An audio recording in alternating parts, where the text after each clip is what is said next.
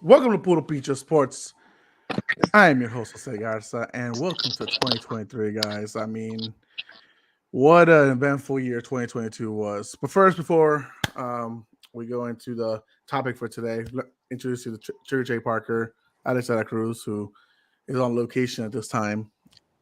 And I just wanted to start off with the wanting to send my wishes, my thoughts, and my prayers to Damar Hamlin and his family and the entire Buffalo Bills and the whole NFL, organization, the players, the athletes.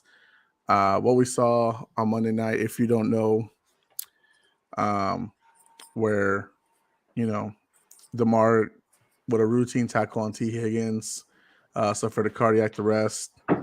And unfortunately, he was down for a good while.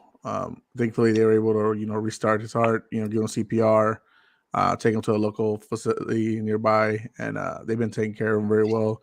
Signs of improvement have been going on. Thankfully, a lot of positive things in this nightmare time has been going on as well. Thankfully, well, chill, Alex.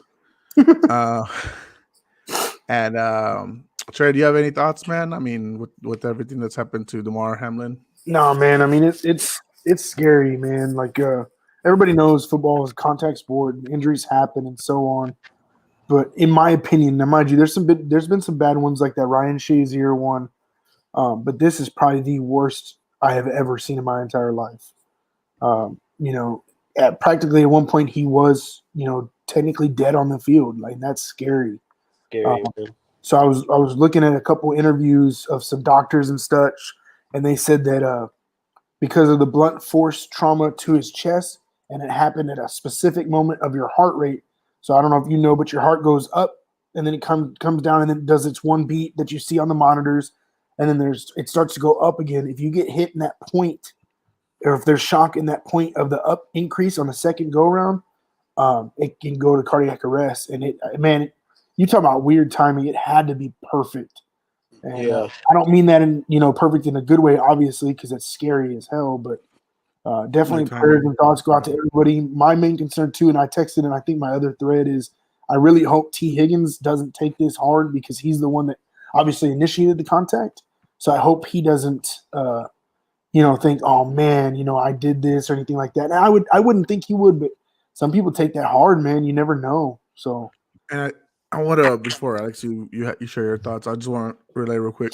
We should not be throwing any hate towards him, towards oh T. no, Higgins, because I nobody do see people on the internet wanting to be trolls or just being smartasses.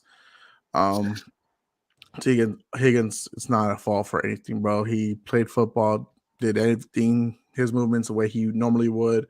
What happened was such a freak accident. Um, Alex, you have any thoughts, man?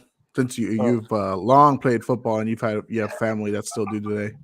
uh, yeah. It kind of like to me, it kind of like hit kind of home because whenever I think I was a junior going into my senior year, we were in off season practice and we're doing 7-on-7 drills.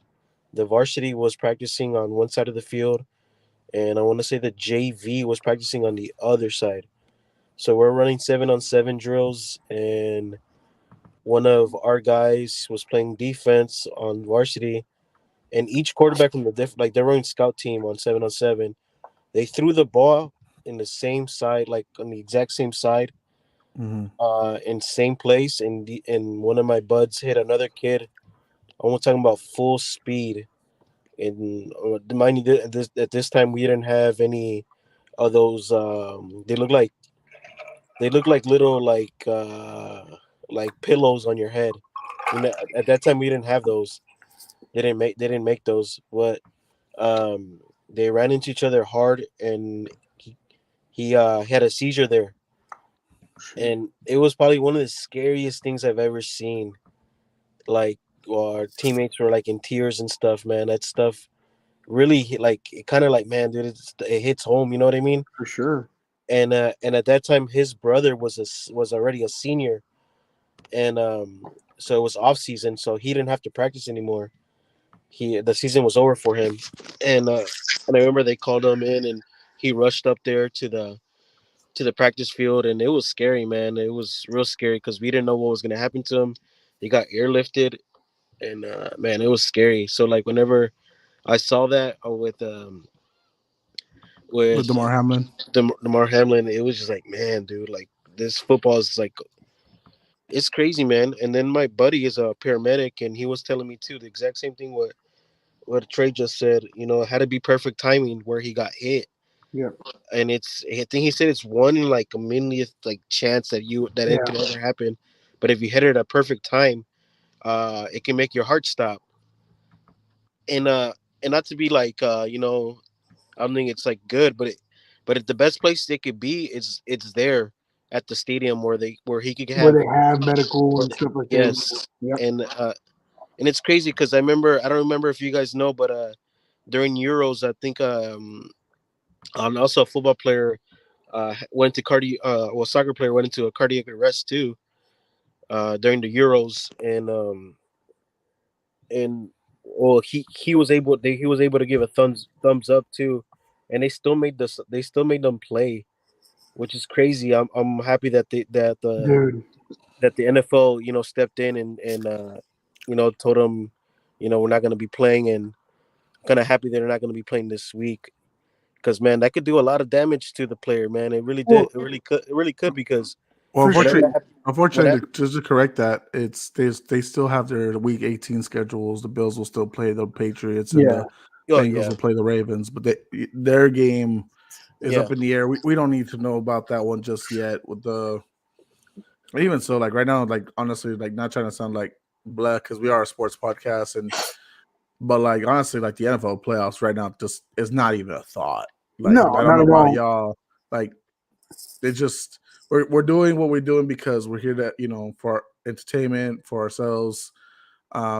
Just to continue to do what we love, and that's doing like this, debates, sports talks, freaking sharing off our list, doing things we would enjoy doing. Um, but I do want to say, like, in as tragic as this is, and we're hoping for the best that he makes a full recovery. Brought some light to his charity, Man. the Chase Ham Foundation, which is now up to about 7 million in Is it really? donations. The last time like it was like 3.5. That's crazy. Yeah, And it's this all was like it in was two just and like a half just days under it. or 2 days. It's nuts. Yeah, it was just under like maybe like an hour or so ago I saw, and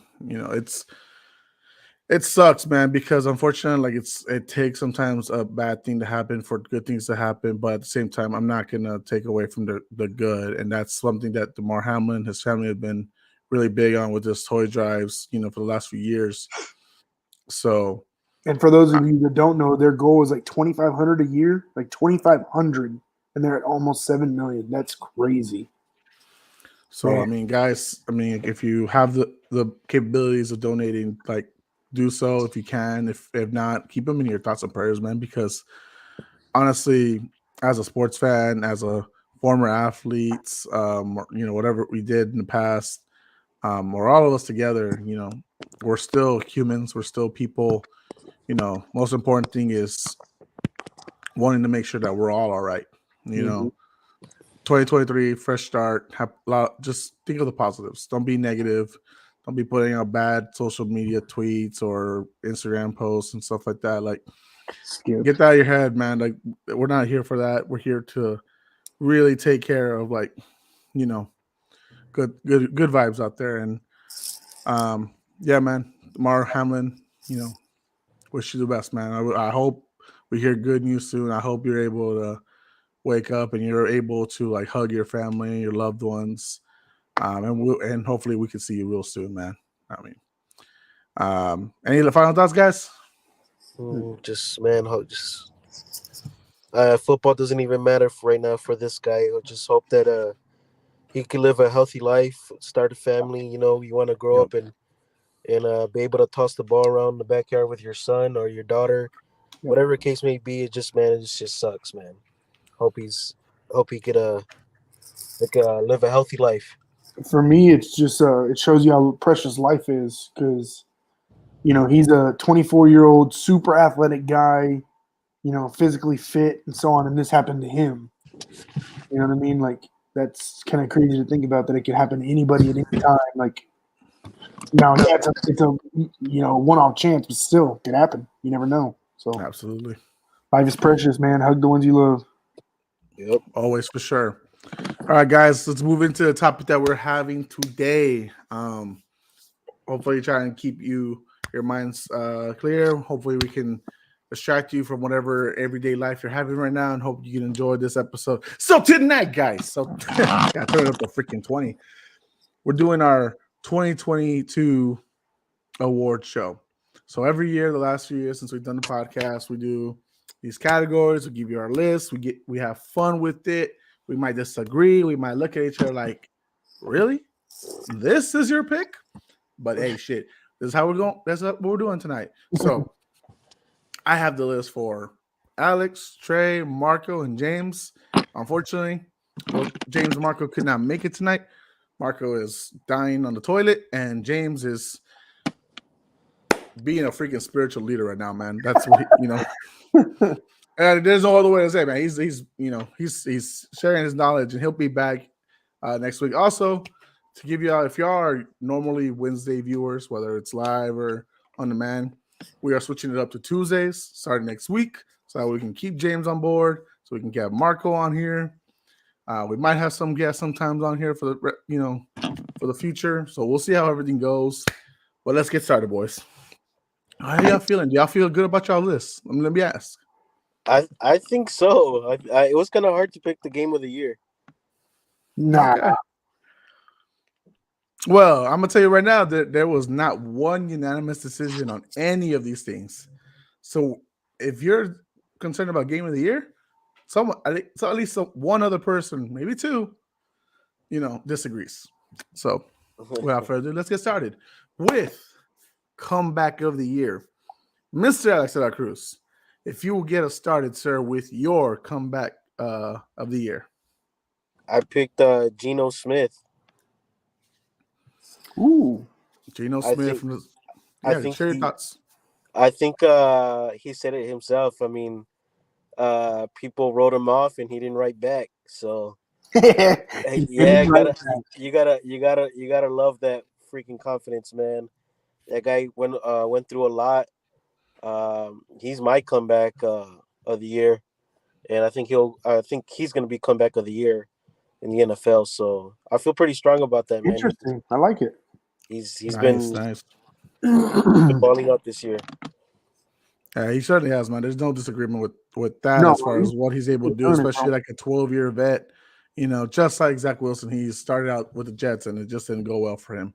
Let me share with y'all, since I'm going to go in like alphabetical order on here, which is how I'm going to show the graph later about everyone's winners. I'm going with James next. James has selected the Minnesota Vikings, the Week 15 matchup against the Colts. So different. I like it. Yeah. Yeah, he chose that one. That was a big. I like that. Yeah, that was a big comeback. So yeah, it worked. I mean, there's really not much you can really say. Like, that was a game down 33-0 at the half, able to win it 39-36. Like, come on, man. That's crazy.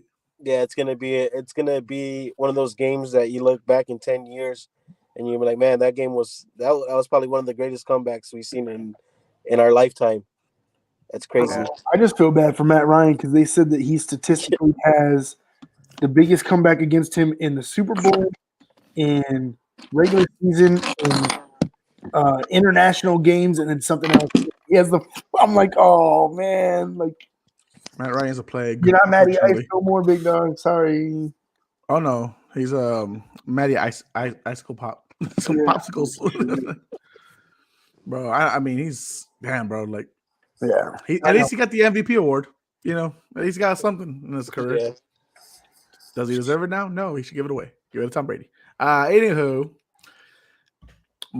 mine was, so y'all gonna fucking laugh at me or look at me stupid sideways, but it's okay. It's my only one that I'm.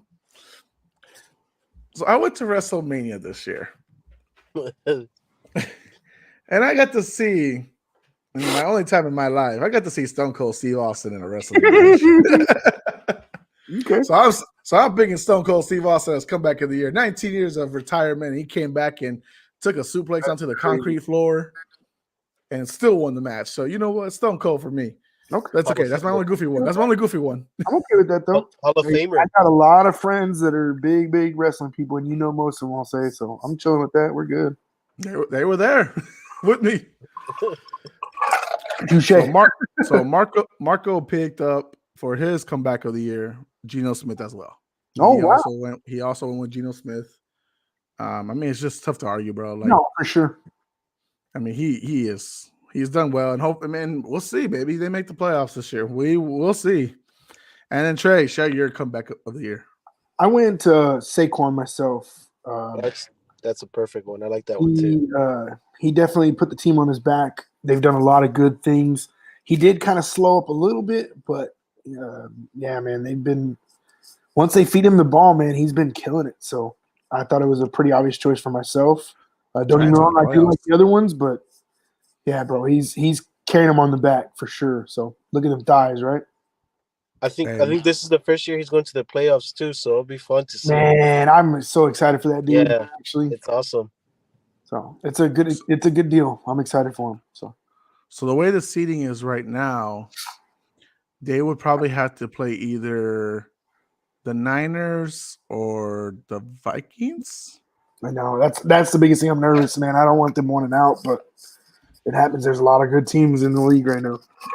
Hey, I mean their defense has stepped up. It's mid. It's not the greatest, but they've fought hard all year to get to the playoffs. Like that's like before the season, we would have never predicted 3 NFC East teams in the playoffs.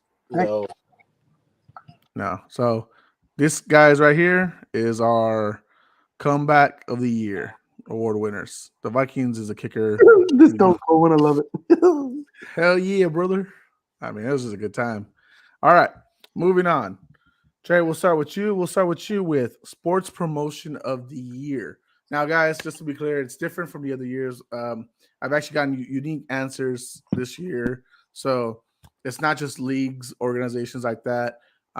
These guys have actually, given it a lot of thought and actually came up with different answers. So, Trey, share yours. So for me personally, they were promoting it like crazy. They've been talking about it for weeks.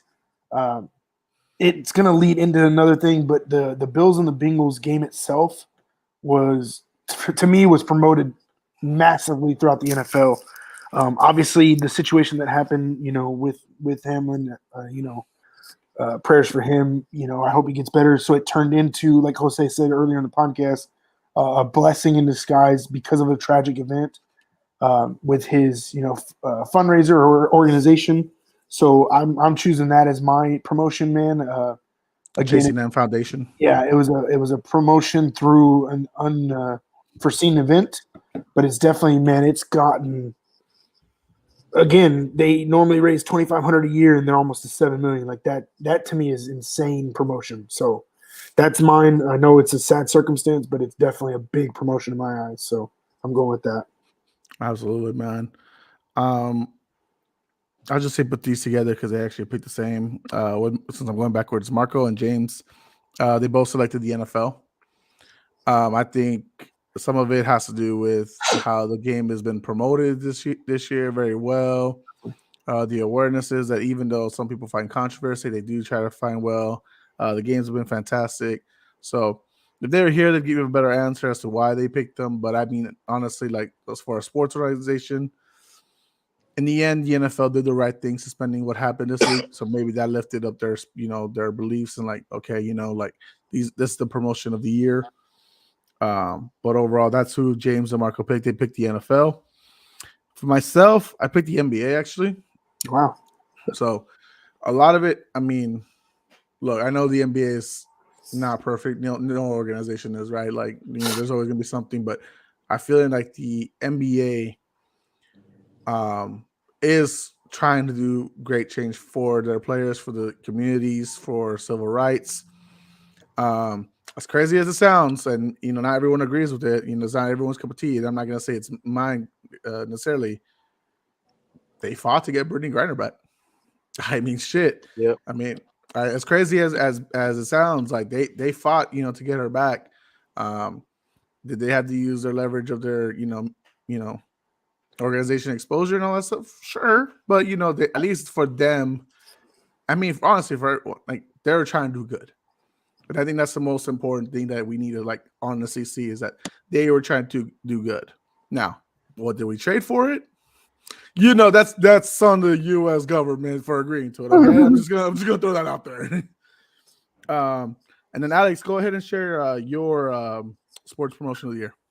I got Pat McAfee and his crew Ooh, as I like that one a lot.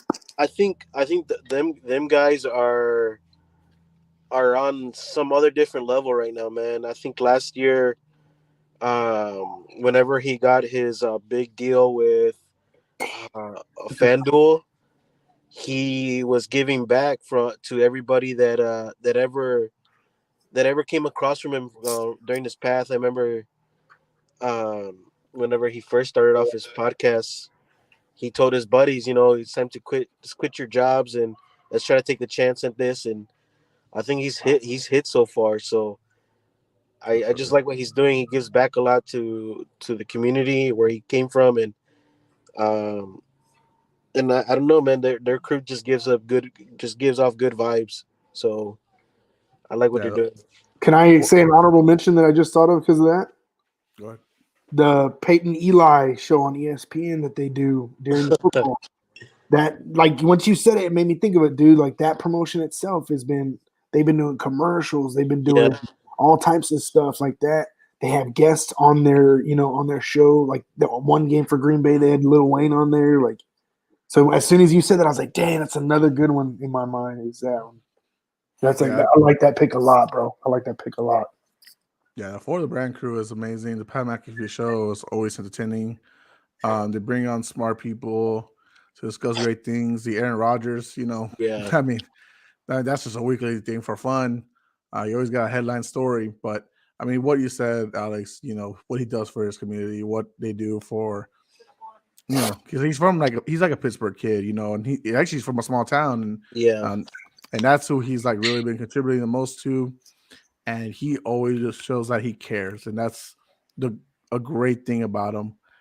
So sports promotion of the year right there, guys. I'm a Kobe for the NBA logo, so don't judge me. But those are our sports promotion of the year. All right, Alex, I'll have you start with this one. Give us loser of the year. I have to look back at my.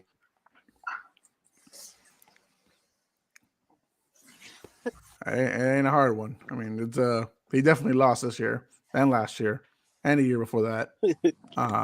So he might be a multi-time winner I by hate the end of it. I hate that I don't want to put no man down or nothing like that. I don't know personally, but man, dude, it's that what Carson Wentz has dealt with. I mean, it's hard, but Yep. last week what they did to him, I don't think he was in a good mindset, and everybody's blaming him for Washington's collapse and not making the playoffs. But man, it just sucks, man, because I always wanted him to turn things around, but this whole year it hasn't been his year, man. He played in less games than a lot of people, and he's still in top in interceptions, and they think he's benched for this last game, and I think his time in Washington's done.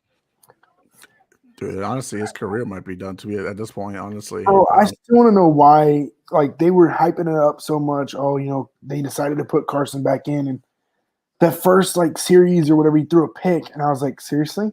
And then he had a good drive, and then he threw another pick. He didn't end up throwing 2 or 3 picks that game, and I was like, what are y'all doing, bro? Like, come on. like they got to a level of being possible playoff contenders because of Heineke, and it's just so crazy. I get it. Heineke's not the perfect guy. Like I interact with a lot of Washington fans on Twitter, but come on, man. At least between the two of them, it's Heineke. Like the team rallies around him. He's like their Nick Foles and stuff like that. And I guess that reminds Carson Wentz of nightmares of Philly. And that's another. I've been saying this since it happened. They should have traded Carson Wentz away, and when he had high value, and kept Nick Foles. But instead, they traded the Phillies. Traded Nick Foles, and then after them, hey, Jalen Hurts. No, for sure. But I'm just saying, at that point in time, I wanted them to keep Foles because he was their magic man, and get high value. But nope, I agree, man. His career has definitely gone downhill. It sucks, man. I don't want to. Not you never want to see anybody like because at one point, man, he was almost in. He could have been MVP of the league whenever they made that Super Bowl run. 2017. Mm-hmm. Yeah, Yep. yeah, man, it just sucks. 5 years Philly change, could have bro. traded him at high value right then and there. Philly could have got hell on earth. 5 years has changed a lot, and from MVP candidate to maybe out the league. Who knows? We'll see what his future lies. Yeah. James has selected the Cowboys losing to the Niners in the wild card game as his loser of the year. Really, James? He chose Mike McCarthy, essentially, run it. We have no timeouts. Let's see how it goes. And that game, the Dallas Cowboys, is his loser of the year. I'm gonna lie. Might be Mike McCarthy in that point because I think. Oh well, you could put it on the OC and Kellen Moore. I think he called the QB run if I'm not mistaken, right? Yep, draw. Mm-hmm. Yeah, the QB draw, and I mean, yes, we could be sitting here talking about something else if it worked, right? But it didn't, so I wouldn't put it on the Dallas Cowboys. I would more put it like in Mike McCarthy or Kellen Moore. But man, I could see why he put it there. Yeah, for sure. For myself, I too picked the team. The Denver Broncos are the losers of 2022, in my opinion. You trade away first-round picks, multiple, not just one. Yep. You trade away Noah Fett, a really good tight end, in my opinion, who's still hasn't found his way in Seattle either. They don't really use him very well, in my opinion. Not a big deal, yeah. Drew Lock, White Swag, as Trey likes to call him, and you get Russ. You extend him. Yeah. Before the new owners, you get Nathaniel Hackett to maybe get A-Rod, and then you fire Nathaniel Hackett before the season's over. It's a 3-4 win team. I mean, what other way you can call them losers of the year? Respectfully, and Marco kind of agrees with me, but he singled out one man only. Russell Wilson. He singled out Russell Wilson as his loser of the year. And it's tough, man, from being a Hall of Fame, caliber player, borderline, however you feel about Russell Wilson, to what he's shown this year, man, it's tough not to put him in that category, but you hope that he can bounce back. Maybe he'll be comeback of the year next year. Yep. So we'll see. And Trey, why don't you go ahead and share us your loser of the year? I'll be right back. I'll still listen. Mine is Mr. Zach Wilson from the Jets. He had opportunities. He squandered those opportunities. He got benched because of his statements to his team, essentially. He got brought back onto the field and then got benched again. He's at the point in his career already, his early career, that he needs to prove himself, and he definitely did not do that this year. So he is the reason he is my loser of the year because, man, he had everything in his hands, and they had a good team, man. He has a lot of good people around him, both offensively and defensively, and squandered it, bro. Squandered it hard. So that's my loser of the year. Yeah, that's one. That's a tough one too because the Jets. Nobody would have thought the Jets would be in this. Nope. This at the beginning of the year, nobody thought the Jets were going to be in the playoffs, right? Nope. And now they had. You could argue that the Jets maybe could have gave one of those top teams a run in the playoffs, but with Zach Wilson at the helm, they downgrades the team by a lot, and number 2 overall pick. And see what frustrates me too. Again, same concept as putting Carson Wentz in over Heineke or whatever. At one point, and mind you, I think that he was hurt a little bit in the season, but Flacco was killing it when Wilson was injured.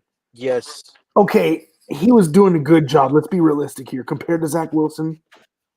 So at that point, I understand he was hurt and stuff, but why? I think he made less mistakes. I'll say I think he made less mistakes. I'll give you that. But again, those less mistakes led to wins. You know what I mean? So at that point, why would you not continue on with that, why would you focus on something else? And it just because that's your future. That's why you invested in him as your second overall pick. You have to put him in. I mean, look, his mouth, couldn't write the, fucking shit. You know the motto. I can't say it. I'm thinking too much right now. And it's just what it is, man. Like one loss where the offense only puts up 3 points. The defense does everything right until the special teams fails.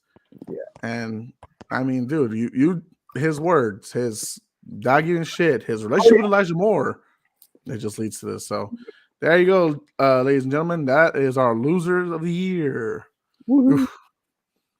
Two Broncos colors right there. That's not even fair, almost. But I get it. For sure. All right. Let's see if we can speed it up a little bit. Guys, Trey, let me start with you. Give me your upset of the year.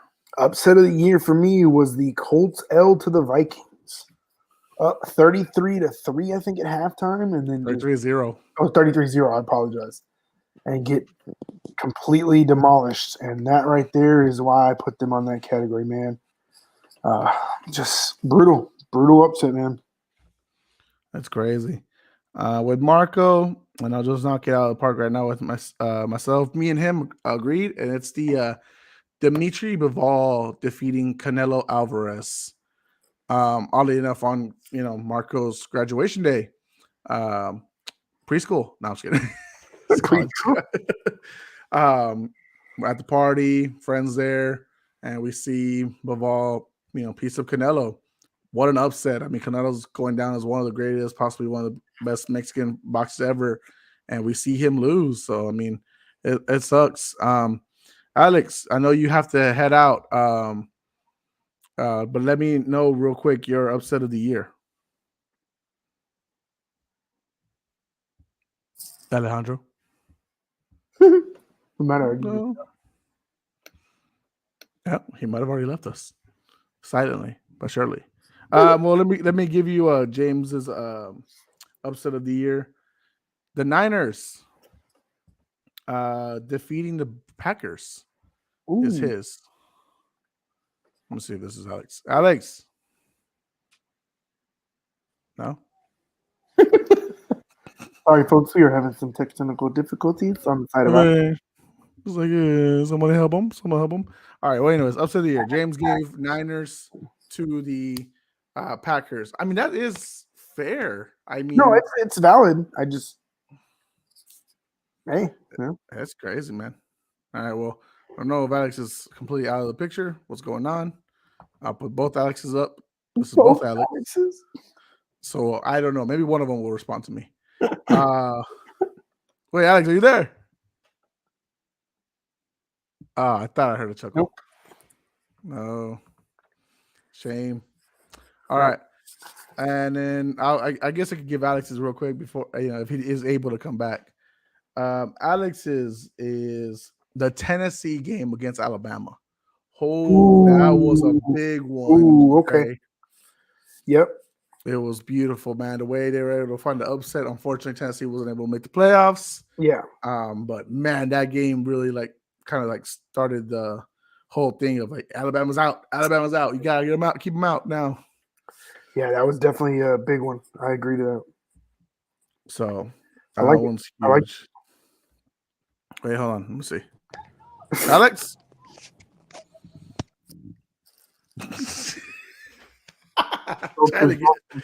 We've lost them. Oh, let's see this one. Just shy, man. Just shy. Trying to keep the man alive. Jay, how difficult was this one for you as far as picking a list? The upset one? Yeah. Not too bad, honestly. I mean, there's a lot of decent choices, to be completely serious. You could have gone with a lot of the NFL games this year.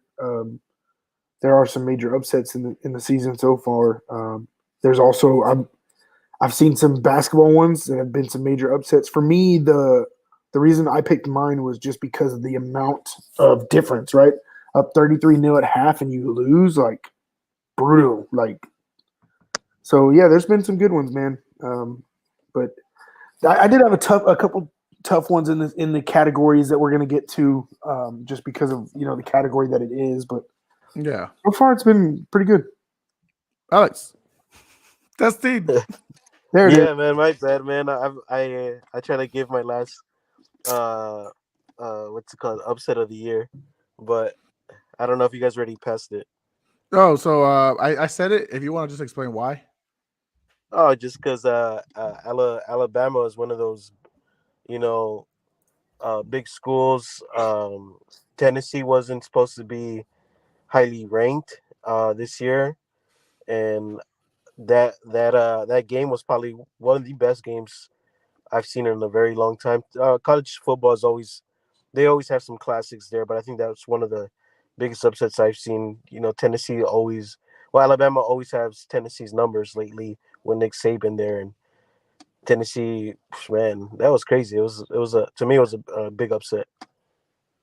For sure. There have been some good college games this year too. So, Alex, before you head out, because I know you do have to head out, real quick, I just want to ask you, which of these categories that are coming out was the toughest for you? Just so like people get a warning as to like why you picked what you picked. Oh man, there's a lot. there's a lot. This is tough because coach of the year, there's or trainer of the year. There's a lot of good picks. Okay. Um, and then also the play of the year. Jose, I texted you earlier about it. Yeah, he can. Yeah. There's a lot, bro. So lot. I'm gonna go with play of the year, right? So my play of the year. Well, yeah, you know what? Actually, real quick before you go, let's list everything you got since right now we can get you like for like the last maybe 5 minutes or so. Let's get you to give your entire list of everything. I'll cut and edit, make it look good on TikTok, whatever. However, so real quick, give me your submission of the year. I didn't really watch a lot of fighting this year. Yeah. So I don't know. It's gonna be the I don't know if I'm pronouncing his name right. Ismail. Ismail. Ismail. Islam. Sorry, Islam. Islam versus Charles Oliveira. Islam Makhachev versus Charles Oliveira. And then the knockout. That was probably one of the crazy knockouts I've seen in a long, long time. The Michael kick. Michael Chandler versus Tony Ferguson. Yeah, and then team of the year. Man, you can't argue that Argentina was everybody's team of the year, man. That's crazy what they did this year. Coach of the year, Brian Dable. Ooh. New York Giants. Like I said, like I said, man, it's tough. But I think what got me for Brian Dable was nobody predicted him to be in the playoffs this year, and the way he got the most out of Daniel Jones and Saquon is incredible. Yep. And the defense is incredible. Yep.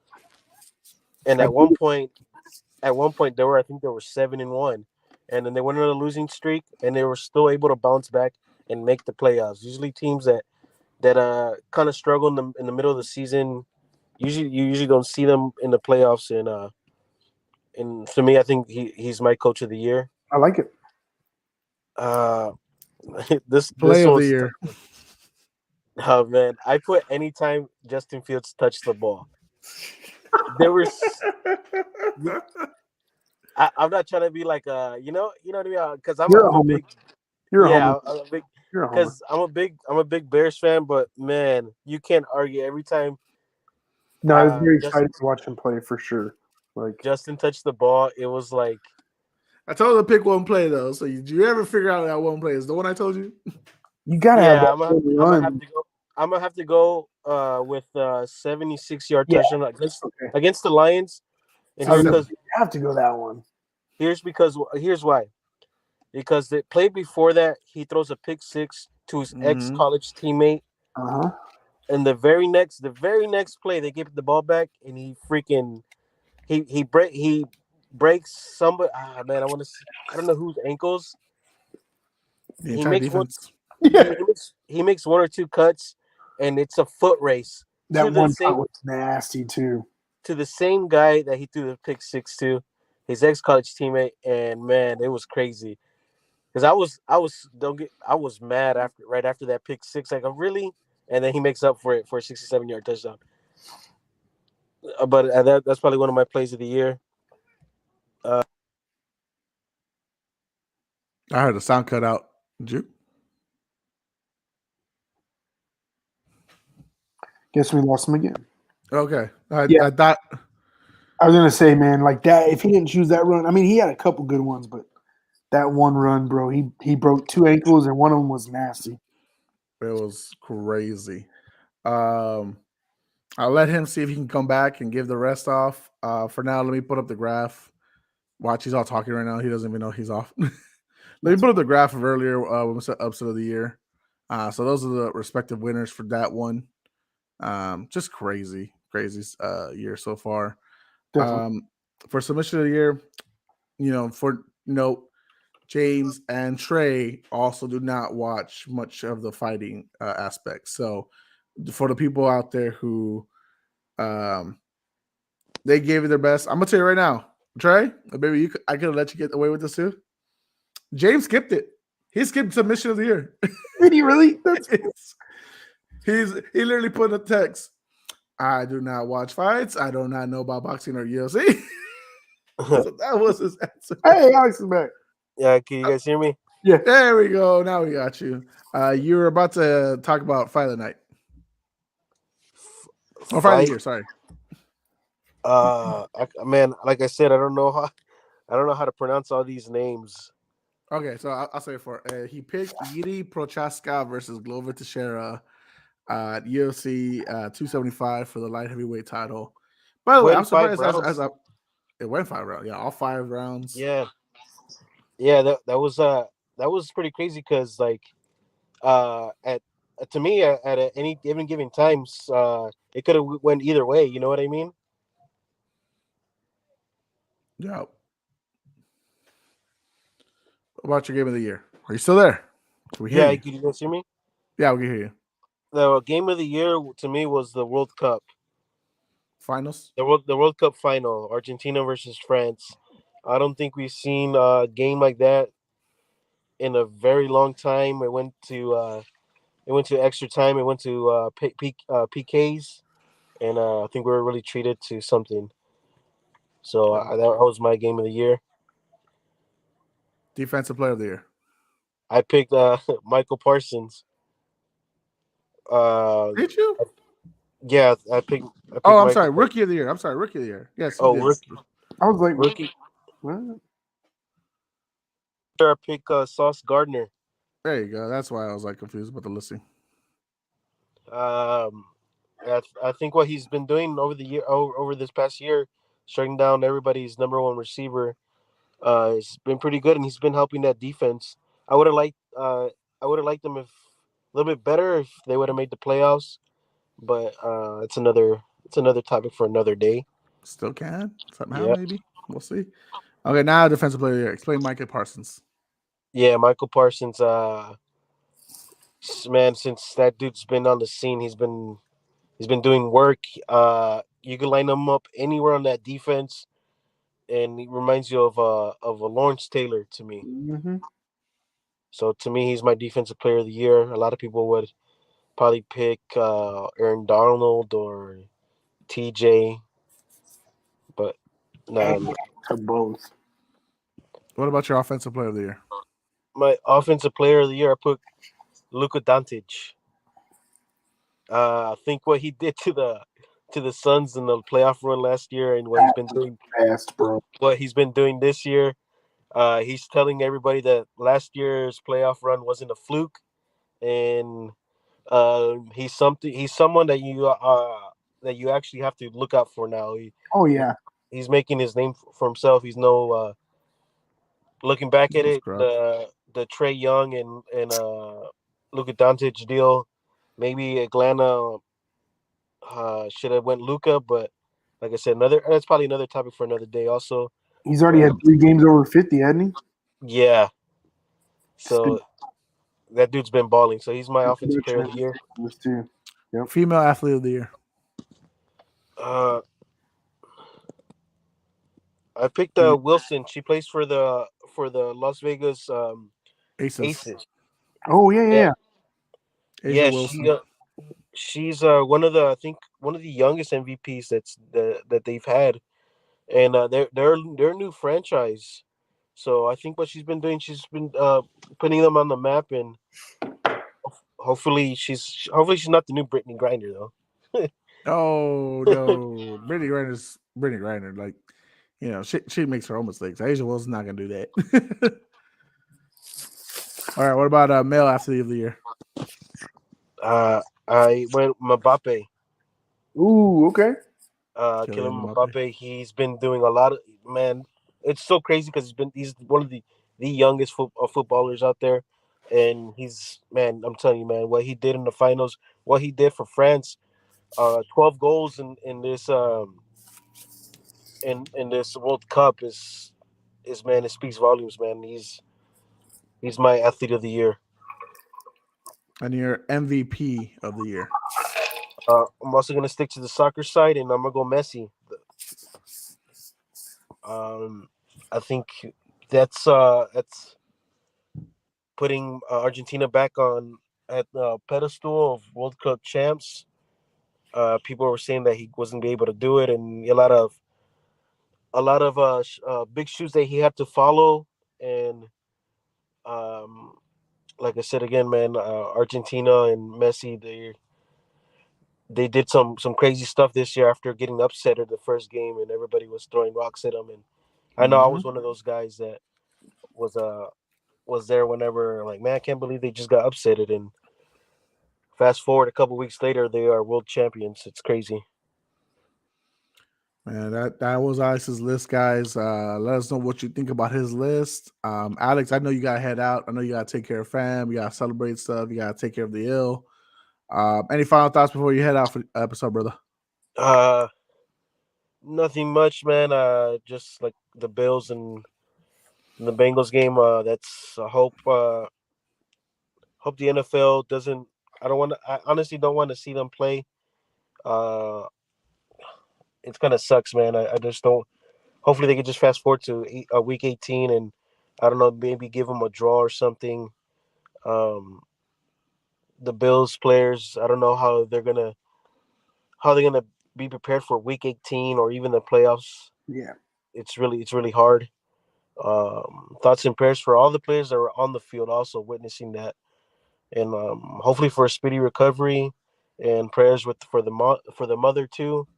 I know she was there at the game. It's just a really sad situation. For sure, man. Totally agree. Well, man, Alex, thank you for being on, man. I know you had to had to make this as best you could with everything going on at the household. So, take care, brother. I'll see you soon. And Appreciate I'll see it, you next week, guys. man. Man, Appreciate it, guys. It was fun. I wish I could have been on a little bit longer. Like I said, man, I gotta tend to the sick right now. So, you're good, man. You're good. Take care of all the right, fam, brother. guys. I see you guys later. Bye bye. Later, brother. All right, Trey, let's keep it going, man. All right, so we got Alex's list. Let's do what we can, explain our picks. We'll try to explain the other guys' list and stuff like that. So let's go with the submission of the year. You got yourself. Well, actually, he picked Islam Makachev. James skipped. I got Paul Craig with a beautiful comeback win with a submission, a triangle choke.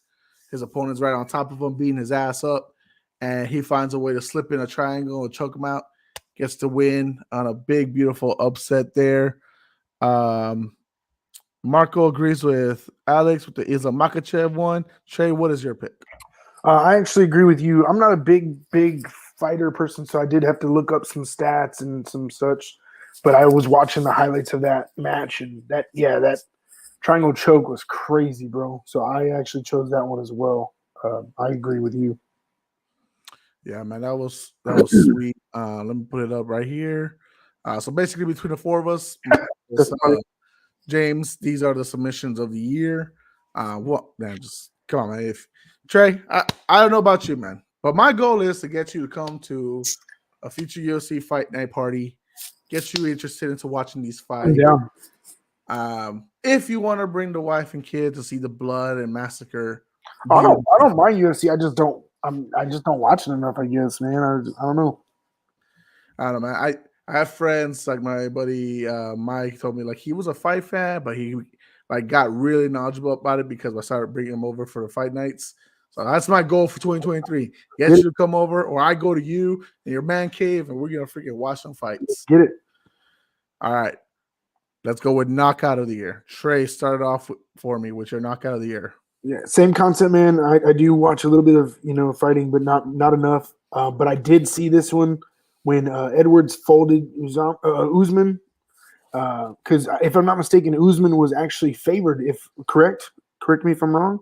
He was the undisputed welterweight champion. Yeah, He was the absolute favorite. Yeah. So watching that, and man, he folded him rowdy. It was a pretty crazy kick to the left of the face. So, wow. So for people who know, well, Marco and me also picked that one as well, just so everyone knows. Edwards had come in with a strategy. He was going to try to wrestle Usman. That's not his style. His style is more of kickboxing. Did a good job in the first round, got the takedown. After that, Usman turned it on. Rounds 2, 3, and 4, fucking owned Edwards. And you saw this moment in between rounds 4 and 5, Trey. This moment where Edwards, they're like his coaches, they're looking at him, they're like yelling at him, then trying to remotivate us. Like, dude, if you want this fucking belt, this is your last chance to get it because you ain't gonna win it no other way. You have to finish it. You have to go out there now. Like, he was having that inner spiritual Rocky moment, like in between those rounds. Like, this is do or die.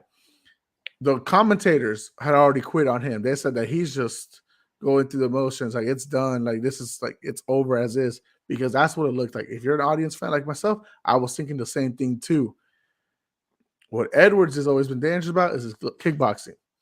And man, I'm telling you, bro, like when he faked that jab, it was a left jab going straight at Usman. Usman ducks to his right. Yep. And in that phony moment right there, going with a nice freaking roundhouse kick, left kick, clocked him. Folded, bro. Disgusting. I mean, and I'm gonna say right now because I know Alex and James have different answers, but the reason for me it's bigger than those other two, well, mainly Alex's because James is kind of a goofy answer. I kind of motivated him to get to pick that one. But the reason it's more is because Usman was about to win decisively.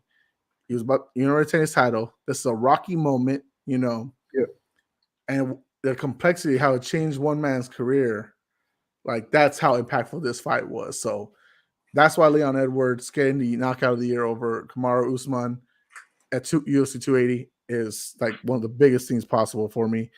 So for Alex, or 278, sorry, UFC 278. Alex, he picked Michael Chandler, where he, like he said, he mentioned. Oh man, yeah, that was crazy, dude. He aged him like 70 years. Mm-hmm.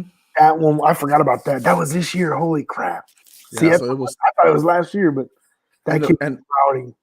And the reason, like I said, I picked that is the magnitude. So, like Tony Ferguson, for Trey, he's gone down since 2020 on a downward spiral in his career. So his chin has been fucked up, like really bad. Like, so he's kind of like stuff like that. Like I know he's on a downhill slope. So his chin is susceptible to getting like kind of like not easy knockouts because that was an impressive knockout. So like what I told my buddy Jay and I told my buddy Mike was that the reason I see Edwards more is because of Kamaru barely took any damage, and the instant it happened, no one expected it. Like we all expected Chandler to win. Maybe not in that manner, but the way Edwards did it, like crazy. I convinced James about this one because it's Draymond Green knocking out Jordan Poole.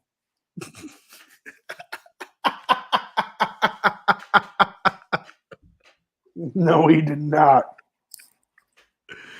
For knockout of the year, ladies and gentlemen. Jesus. There's no clear picture, unfortunately, of Draymond Green knocking out Jordan Poole, but I mean, terrible. That's hilarious.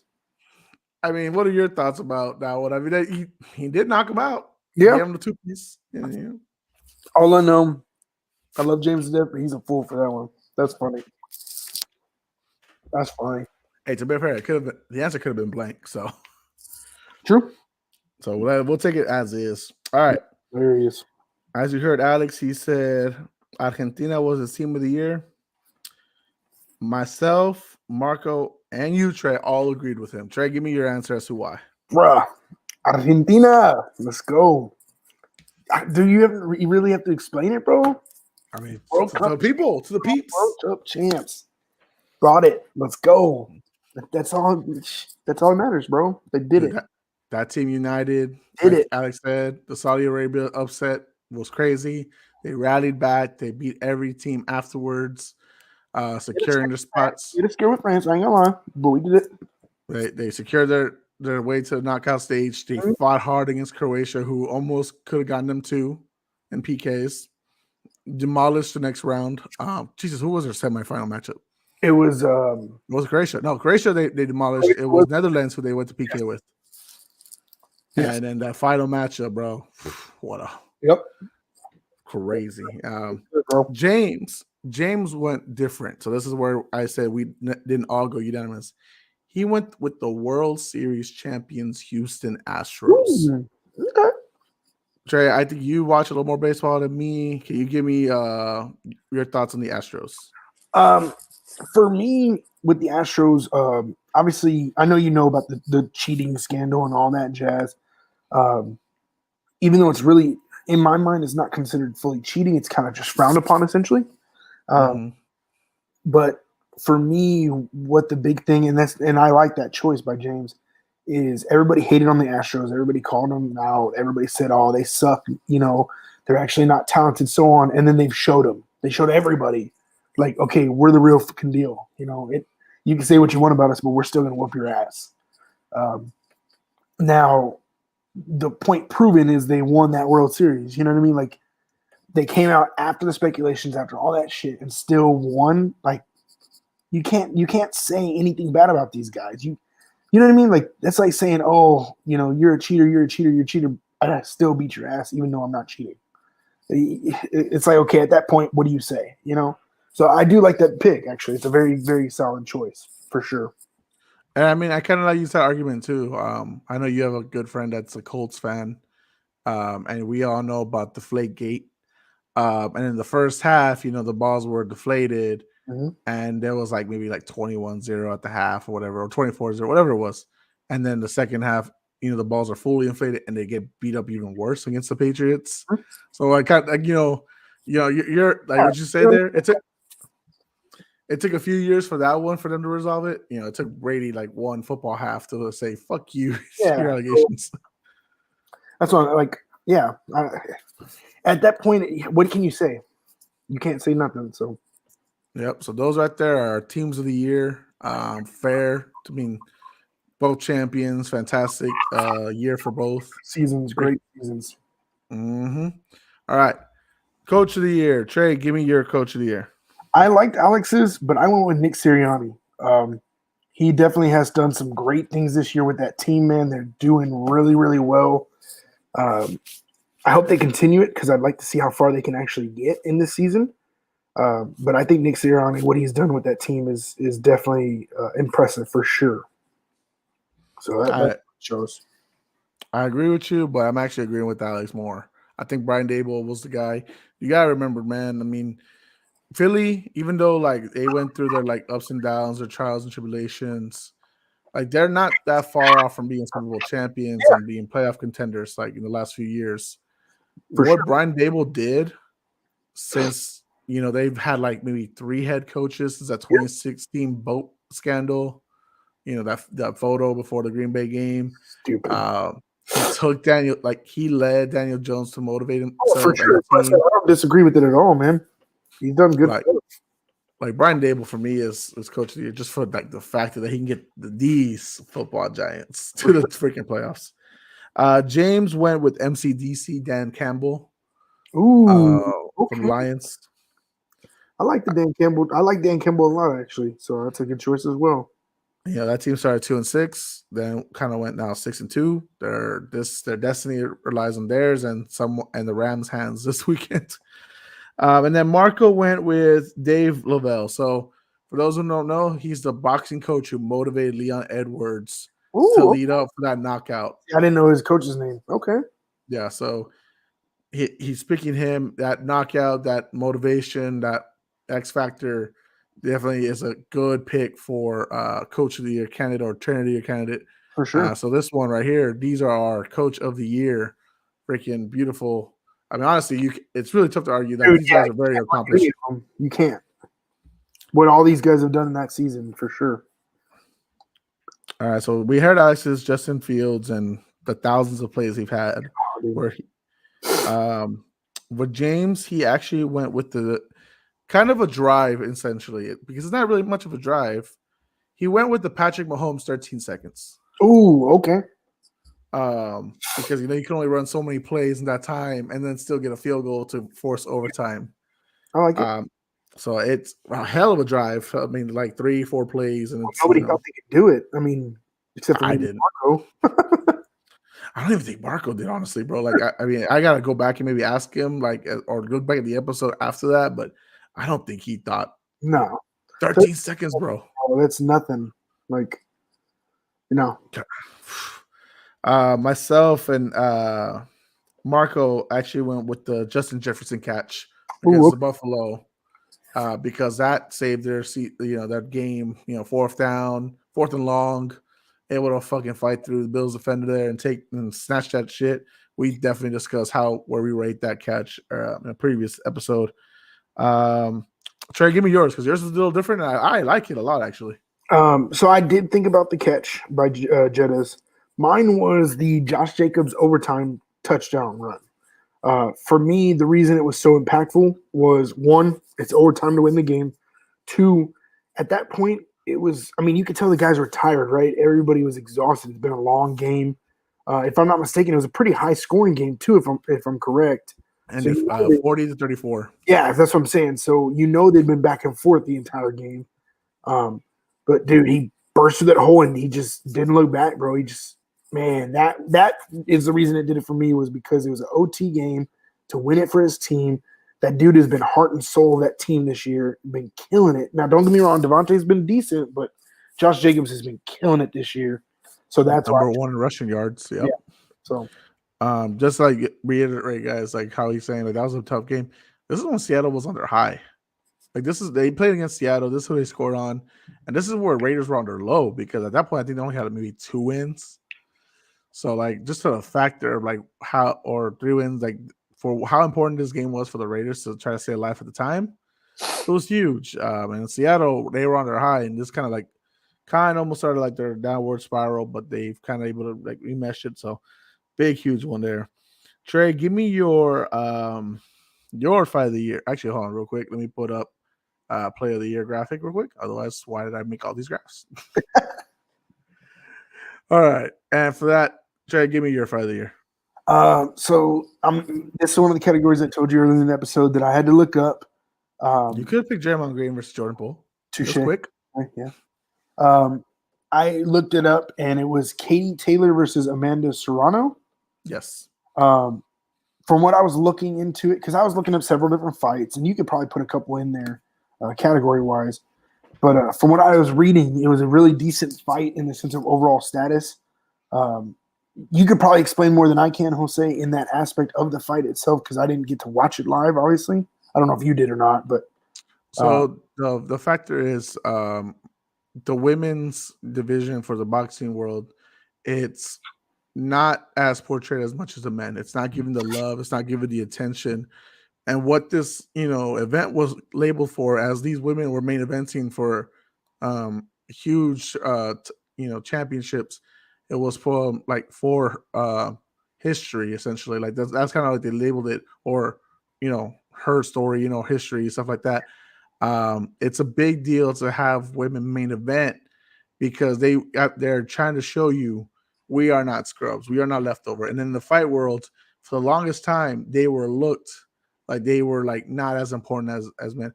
They're not trying to go out there. And I'm not trying to throw shade, but we could always get into a topic about this, about equal rights, equal pay, and all this stuff. But they were trying to show you we can main event for you. We can put up a top fight. And this was a top fight. Taylor showing her talent, her expertise, what she was able to do over Serrano. Serrano valiantly hitting harder, making her way to like where it could be a close decision to where it could be a draw, or maybe looking for that knockout to like steal the fight because Taylor for majority of the fight was winning that fight. She's a precise striker. She knows her techniques very well. Amanda Serrano's very talented as well. So what this meant for both women was huge. When I was reading too, like I guess they'd been trying to get them to fight for a while now, apparently. Yeah. But they couldn't get the timing down to get both big leagues in the ring.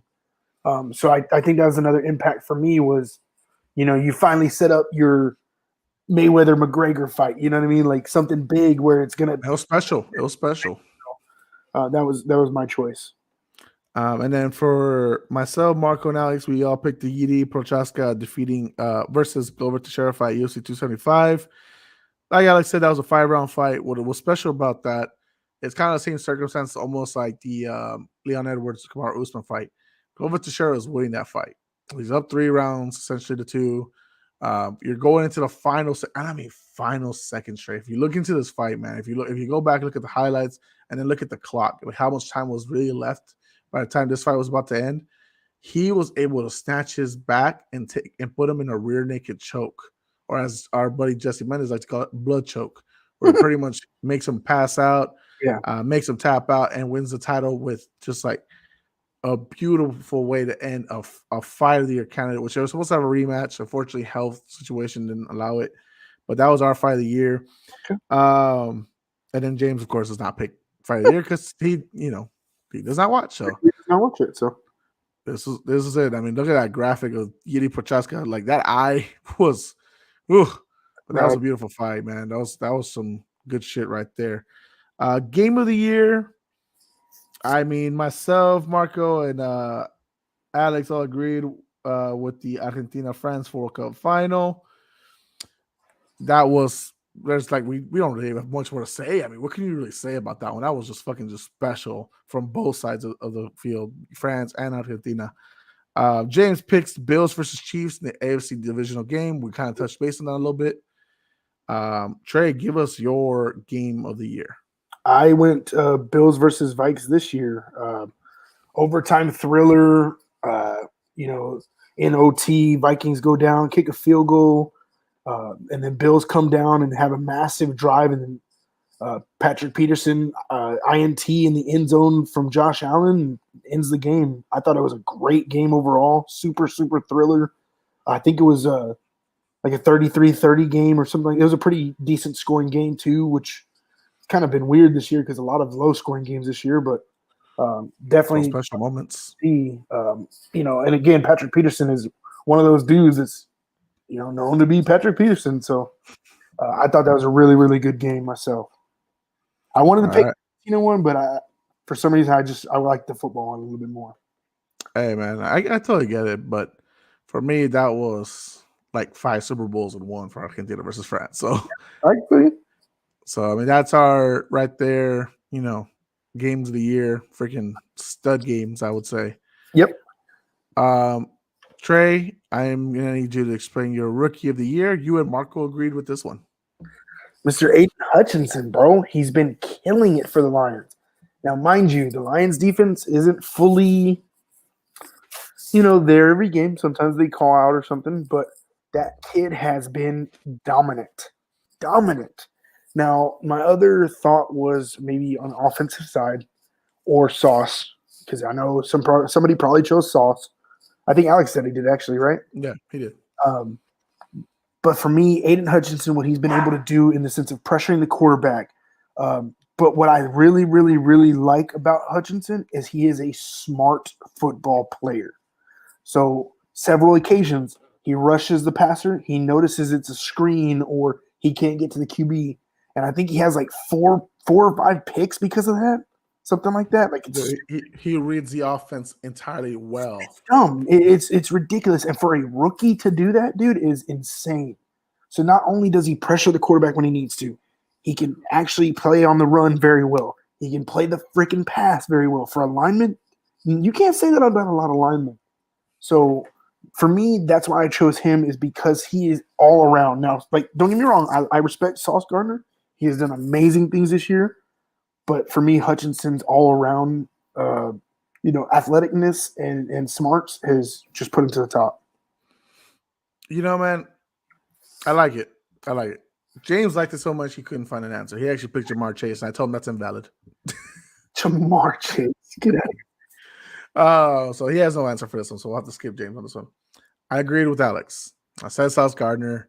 Sauce Gardner, bro, he is becoming a new Revis Island. Oh, he's like, bro, like the fact that he's locking down these wide receivers, 1, 2, they're barely getting any catches.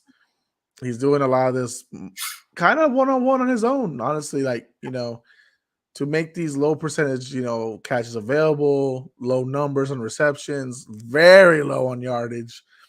So, I mean, he has gone off this year, and there's not much more I can really say about Sauce Gardner, bro. He is the real deal, and he is one of the very few reasons why this Jets team has been as spectacular as they have been despite their QB situation. Mm-hmm. I agree. That's not a bad argument at all.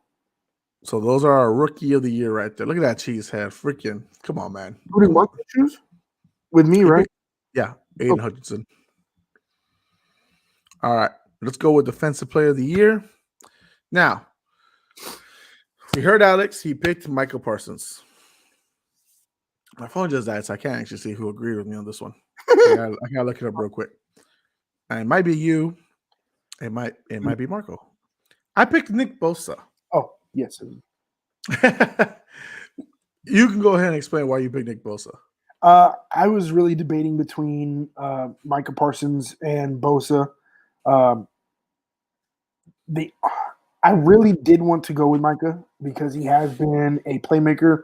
Ironically, like that one, he's like the troublemaker that comes off the bench on that one play, gets in and tackles the quarter or the running back for a loss type deal. You know what I mean? Like, stupid. Like, how do you pull that off? For me, Nick's presence is another thing that gives him up for me. He motivates his team in a different way in the sense of, ironically, he's like a quiet person. I've seen a lot of his interviews and stuff. He's really not like a leader. Like he's like okay, look, this is what we need to do and steps back type deal. So it's pretty funny. Like there's other guys that are in the huddle and they're, chanting and doing cheers. And he's like, yeah, man, woo. Like, but he cares. But his presence, man, he's constantly getting double teams. He's constantly getting, jabbed off the edge or whatever it may be, but he's still making plays. For me, that's what Aaron Donald did last year and obviously won his award that he did. But Nick is just killing it this year in that aspect for me, personally. I think TJ won last year, right? TJ Watt won last year. Maybe it was 2 years ago that Donald won it. Mm-hmm. Yeah. You're right. Marco agreed with Alex with the Michael Parsons. Tough to debate. Those two are 1-2 punch for me. The reason I'm going with Nick is because I'm not just including the fact that how his 17.5 sacks this season. I'm including his 4 sacks in the playoffs. Stupid. From earlier in the year. The man is just an animal, and if he's not around, and I'm not saying like Fred Warner is not great. I'm not saying like the defense can't hang on their own. Sure, yeah. But that he makes that defense even more special, and despite their quarterback controversy too, like he makes them great, and so I'm gonna give it to Nick Bosa for that one. James presence, bro. James went a little different. I like this pick though. He went with the Super Bowl champion, Von Miller. Ooh, okay. He went with Von. I like it though because Von did turn that defense around. I'm not mad at that one at all. As y'all know, I'm a Broncos fan, and I'm a homer to Von. Like I actually, if I can, and I told my wife this a million times, if I can meet one player, Bronco or not, it'd be Von. Like I would love to meet that dude because he is an all around great dude. So I'm all for that pick for sure. Yep. So those are right there, ladies and gentlemen. Is our Defensive Player of the Year. I like that a lot. I mean, crazy. Like you cannot dispute Von Miller's like what his presence, what he did for the Rams, what he did for the Bills this year before he went down with injury. Yep. Huge. Well, and he's still coaching guys on the sideline. Like, hell yeah. So that to me itself, again, presence. It's a different type of presence, but it's presence. He has it. So. All right, Trey, give me your Offensive Player of the Year. I'm pretty sure I'm going to have a couple people, I would hope at least for the love of God, but Mr. Jay Jettis. That dude has been killing it this year. Holy shit. He is on pace to break Calvin Johnson's record, if I'm not mistaken. Because he didn't. This last week didn't help though. No, not at all. But I think he's only a couple hundred yards. No, he's 100. Just a little over 200. Is it 200 now? Fuck, okay, you might be right. Shit. Because he passed up Randy Moss's Vikings single season record. Maybe that's what I'm too. But I know he's on route for KJ. Man, he just he is that guy. I was reading an article that said he is the Aaron Donald of his team in the sense of the presence and what he brings to the table and how he carries that team. He is that person, and he is. He was out like a couple games this year, right? Something like that. I don't remember. I think he was out a couple games, and it just you could tell like they weren't firing on all cylinders. So it wasn't he was off. He didn't miss any games. It was that early on, like they were clamping him. That's right. And they weren't really like able to get the ball to him as precisely they wanted to. Then they turned it on, even though in those games they were still winning. Yeah. So I pulled it up. He is 193 yards away from tying. Okay. So just under 200. Shit. And mind you, Cooper Kupp only missed it last year by 17 yards. God, dude, and look at Cooper Kupp last year, like unstoppable. So, and I think that's why James picked Cooper Kupp as his offensive player of the year. I like it. I mean, offense. We're doing offensive player of the year. So Cooper Kupp was his. That was Super Bowl MVP, and I think low key, even though many people weren't paying attention to him because of the Rams record, he was still putting up high numbers this year before he went down. Yeah. So, man, when he comes back, trade him to a good team. Because, man, he's fucking talented. Cooper Kupp is a monster. He makes Wes Welker, like in a sense, or Julian Edelman actually is my better comparison. The max level, 5-star level of them. As Alex said, he picked Luka Doncic as his offensive player of the year. Myself and Marco both picked Kylian Mbappe. Oh wow, that dude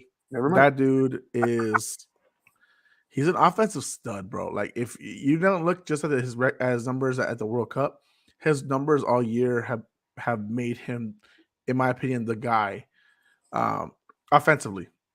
Now, mind you, there's a lot of in the NBA offensive side of the football. Like you got definitely special guys. And I'm gonna go back to the World Cup game. Not what he did single-handedly, right? Because I'm not gonna discredit the France team that helped them get the ball there. But the way he rallied, the way he was able to get the ball down the field when he got the chance, whenever France was on a roll, and then to get into the PKs, into that beautiful left kick to the net, and then what he did in the penalty kicks at the end of the game. This guy is a leader. This guy is an offensive monster. What he did for PSG this year, what he did for France, he's a monster, bro. Kylian Mbappe is just a monster. So for that's our offensive player of the year for me and Marco. Those are for everyone else right there.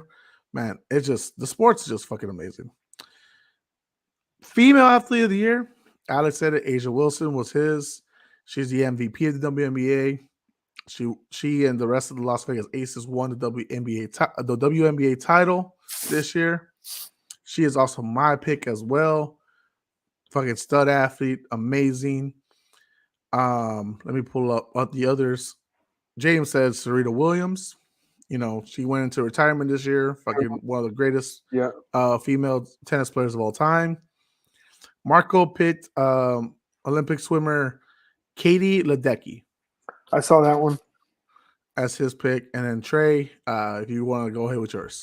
Ironically, I wanted to choose Becky Hammond, but she's not technically an athlete; she's a coach because she killed it this year, bro. First year, takes them to the championship, wins the championship. Why'd you be coach of the year? I know. I thought about that too. I saw. I didn't even think about James's pick. That's a great choice. But mine, I looked her up, and I was researching it. Sydney McLaughlin. So I was researching her today, and I don't know everything about her, obviously. But the reason I chose her, what stood out to me, is she's been killing it in the Olympic hurdles and running in general. So I have it up right here. She shattered the 400-meter hurdles world record in July of 2023, and then shattered it again later, like the next month.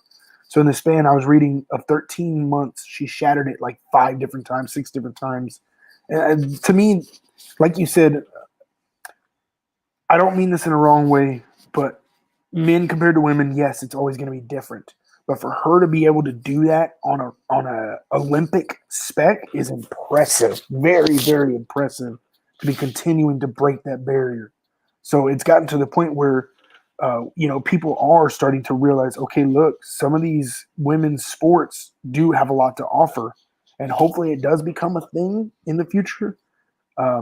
Because man, some of these athletes, men and women, are becoming freaks, man, like just freakishly good compared to what it used to be. So that was my pick for her, is just because of what she's done in the span of this year, a little bit before this year, but this year as well, just shattering those records. Yeah, and that right there, ladies and gentlemen, female athlete of the year. Freaking just studs, man. They deserve it. The reason I was saying earlier they're gonna get mad at me is because Serena's picture's too low. I forgot to adjust it. My bad. Male athlete of the year, Trey. Go with yours. I'm gonna go with Mr. Messi, bruh. Lionel. No explanation needed. None. Sorry. So I'm explaining for Marco because he also picked Lionel Messi. Lionel Messi is the GOAT. He is the man. He is World Cup champion, Copa America champion, freaking multiple titles, Ballon d'Or. I mean, just he is the best of all time, despite of what people might have thought beforehand. Even if you're a Ronaldo fan, you must put some respect in his name. He is the real Slim Shady. Yeah. So, and then James, for his male athlete of the year, he went with Aaron Judge. Ooh, okay. Give me some words for Aaron Judge there. Okay? For those of you who don't know, Aaron Judge plays for the Yankees. That kid is a fucking monster, bro. Monster. He broke the record for the most home runs in a season.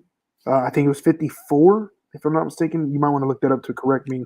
We'll do that. It was 54. So he broke that world record. The things he's done for the Yankees and for that organization, on and off the field, actually, the kid is just a fucking monster, man. He is so one in tune with his position, but man, when he gets up to the plate, dude, he freaking destroys it. So there's been some at bats where you look and the pitcher's trying to avoid him at all costs. I think when he broke the record, or maybe the game before he broke the record, they ended up walking him like twice, and the fans were pissed. It was hilarious. So then finally, I guess one of the pitchers decided to pitch to him, and it was a bad choice because he knocked it out of the park. So yeah, it's that dude's so the impressive. record he broke to reiterate. The record Aaron Judge broke to reiterate. He hit 62 home runs, breaking the single season of the American League record of 61, which was set in 1961 by Roger Maris, also a Yankee player. So that's huge for what he was able to do, especially mid-50s. But yeah, even 60 is impressive in a season, dude. And it's more impressive these days because we all know the controversy of the baseball back then. It was where everyone was pretty much on roids. Yeah. So this year, where they're freaking on your ass to be clean.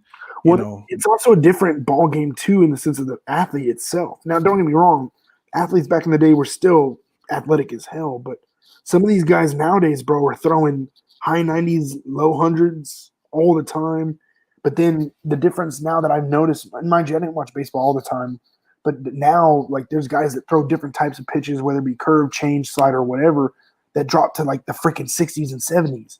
So you're talking about a massive range of pitches, and there's some guys that are coming out with all kinds of stuff, and it's crazy, man. It's a different ball game for sure. So it's impressive. Definitely. Alex told us that he picked Kylian Mbappe as his male athlete of the year. Nothing more we can say about him, honestly, man. Like we've already mentioned multiple times, he's fucking just a genetic freak himself. So I went different.